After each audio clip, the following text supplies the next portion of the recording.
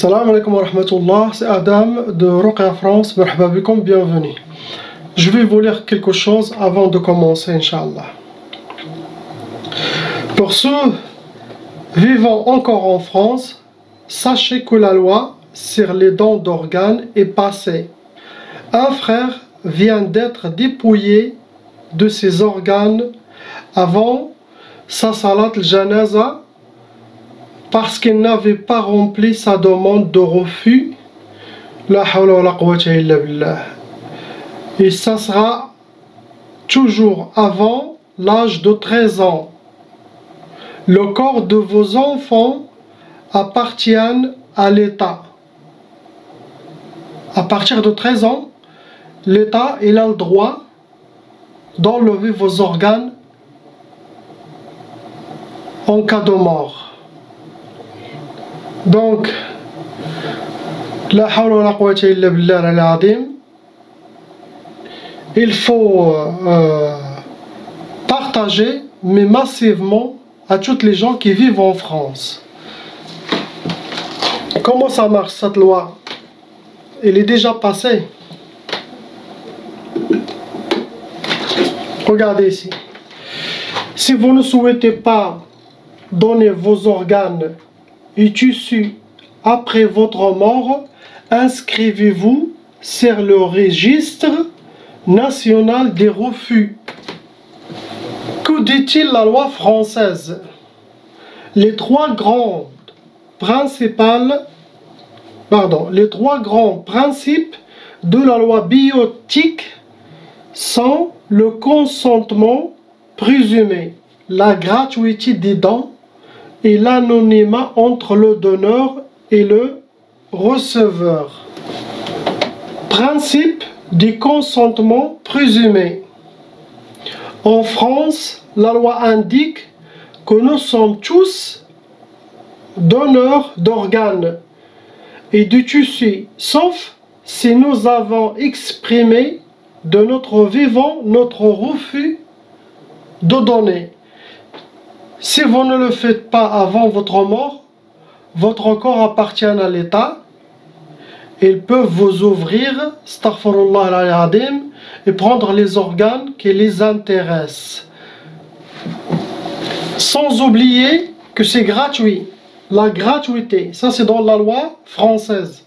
Le don d'organes et du tissu est un acte de générosité et de solidarité, mashallah, entièrement gratuit. La loi interdit toute rémunération en contrepartie de ce don élevé, ainsi que des résultats des greffes, si elles le demandent sans pour autant connaître l'identité des receveurs. Si je ne souhaite pas donner, que dois-je faire? Écoutez bien, la loi. Le principal moyen pour vous opposer au prélèvement de vos organes et tissus après la mort est de vous inscrire sur le registre national des refus géré par l'agence de la biomédecine.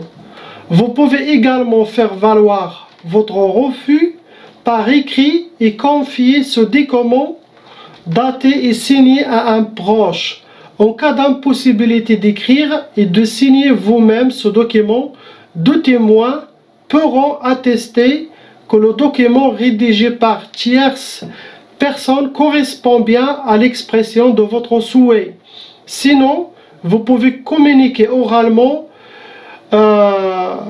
votre opposition à vos proches qui devront en attester par écrit. Eux-mêmes, ils doivent attester par écrit. Au moment du décès, avant d'envisager un prélèvement d'organes et de tissus, il convient de vérifier si la personne décédée a fait valoir de son vivant une opposition au prélèvement de ses organes et tissus. En premier lieu, l'équipe médicale demandera la consultation des registres nationaux des refus pour savoir si le défunt y est inscrit. C'est très dangereux. Si ce n'est pas le cas, il sera vérifié auprès des proches si le défunt n'a pas fait valoir de son vivant son opposition à l'écrit ou à l'oral. Dans le cas d'une expression orale, l'équipe médicale demandera aux proches d'en préciser les circonstances et de signer la retranscription qui en sera faite à l'écrit. Il conviendra donc d'être le plus précis possible pour faciliter cette retranscription. Que se passe-t-il si le défunt n'a pas fait connaître son opposition de son vivant et ne parvient pas aux proches de prendre la décision de s'opposer aux dons d'organes et de tissus à la place du défunt? Les proches sont dans une situation difficile si le défunt n'a pas fait précisément connaître son opposition. Le plus simple est donc de s'inscrire sur le registre national des refus pour s'assurer que son opposition sera respectée et soulager ainsi les proches dans un moment de deuil brutal. Donc, où aller s'inscrire? En ligne, si vous voulez. Ici, registre national des refus. .fr étape dans ce site. C'est agence de la biomédecine, dons d'organes, tous concernés. Tous. Je vais mettre le lien, Inch'Allah, dans la description, ici aussi.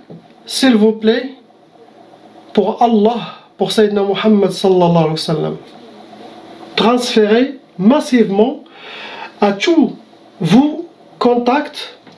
Barakallahu fikum. C'est ce que vous devez faire, car Sayyidina Muhammad sallallahu alayhi wa sallam, il a dit que même quand on meurt, jusqu'à qu'il nous amène à la tombe, le mort sent tout. C'est même il a conseillé, quand on le fait le lavage de mort, faites-le avec de l'eau tiède comme votre douche à vous. Il ne faut pas qu'elle soit froide, il ne faut pas qu'elle soit trop chaude, car le mort, il le sent, il écoute, il voit tout. Il le tournait tout doucement, le lavait tout doucement, pas brusquement. Il le sent, la hawla wa la quwwata illa billah. Imaginez-vous, après la mort, ils vont mettre dans la morgue. Et dans la morgue, c'est le congélateur. Vous allez tous sentir le froid. Imaginez, ils vous coupent, ils sont en train de vous couper, la hawla wa la quwwata illa billah. Vous allez tous sentir, ce n'est pas un jeu. Ce n'est pas un jeu. J'ai demandé à des cheikhs, ils ont dit c'est haram. Même le don d'organes, et ça, non, c'est haram. Celui qui va mourir, khalas, Allah il l'a appelé, il va mourir. Il sera récompensé là-haut. D'enlever un organe et le donner à quelqu'un, tu prends ta responsabilité. Après ta mort, qu'il t'ouvre et qu'il dépouille tous vos organes, et après tu dis c'est bon, je l'ai fait fi sabilillah. C'est un peu de folie quand même. Si quelqu'un va mourir, il va mourir.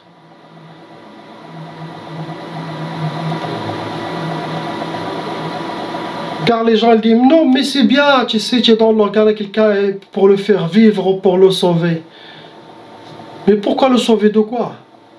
Vous avez peur de quoi? De la mort? La mort, ce n'est pas, c'est une étape. Aller vers Allah, vers Sayyidina Muhammad sallallahu alayhi wa sallam.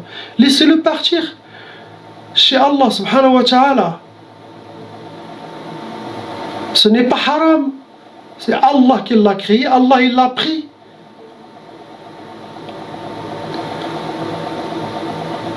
Partagez s'il vous plaît, aidez la Ummah, c'est très dangereux. C'est pour ça, je ne veux pas finir ma vie en France. Au moins je reviens au Maroc, mon pays, tu meurs le même journée, ils t'enterrent le même journée. Il n'y a pas d'autopsie, ni congélateur, ni tu meurs, allez, se débarrasse de toi très vite, alhamdoulilah. Et c'est ça la sunna. Ici, tu peux rester dans le congélateur 3-4 mois, ben, pourquoi, khoya? Écrivez, enregistrez-vous dans ce registre et donnez-le à toute la France. Et même pour les gens qui ne vivent pas en France, ils doivent voir les lois dans leur pays pour être sains et saufs. Donc il y a beaucoup de monde qui meurt et que l'État, le dépouille, il prend tout. Hein. Vos parents, ils ne peuvent rien faire.